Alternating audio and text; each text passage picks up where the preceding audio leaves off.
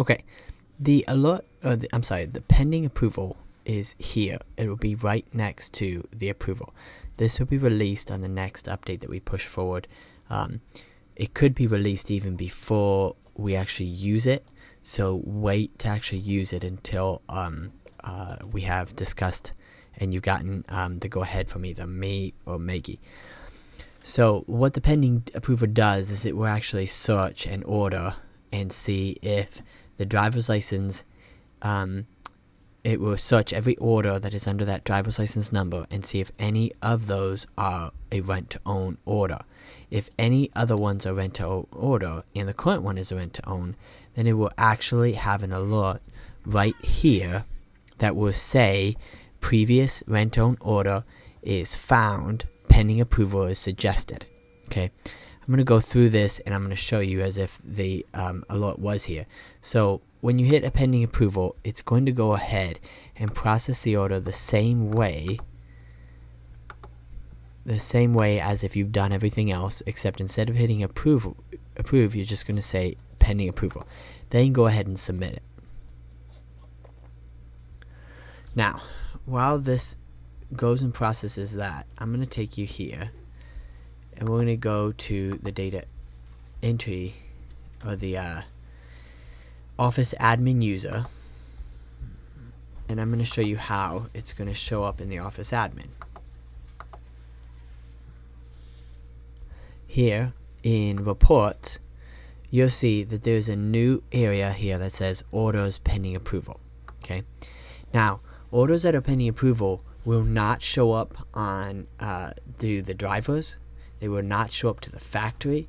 They will not show up on anything else. They're not approved, so they're in a pending approval status, basically. Okay, now you'll see here that the customer name, dealership, order ID, which can be opened up and accessed, are all here. And in this report, you'll see which orders are waiting to be looked at. So when you hit update approval status, it's going to go ahead and open up. It's going to go up and basically it's generating the image file here. And as it generates it, down here, we also have an option to where we need to approve or unapprove. So basically, we're going to change that to disapprove or something else, because unapprove I think is pretty is not maybe the most clearest. But anyways, we have the ability to approve it or not approve it right here.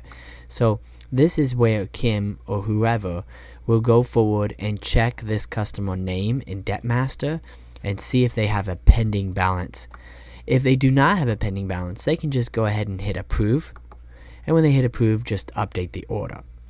However, if they do have a pending balance and this order needs money, or this customer needs to give more money before this new order can be approved, then they need to hit on approve. Here they can say the amount of money that's due. We're going to go ahead and say 1,001, and we'll say reason past rent-to-own order balance due, and update the order. As you can see, it would fall off this report and show empty here. Now, let's go back then to the Office Processor System. The Office Processor System has a new tab or cabinet pending approval. All orders will show up in pending approval regardless of if they're pending or not. So you'll see that this one is still pending and has not been actually approved or disapproved. This one, though, is saying that it has been unapproved, so it's not able to be sold yet. And the reason why, well, the amount due is $1,001, and the reason why is past rent-to-own order balance due. So at this point in time, the dealer would be contacted or customer contacted, or however this needs to be resolved. From here, then, you're directly going to go back to reprocess and simply process the order.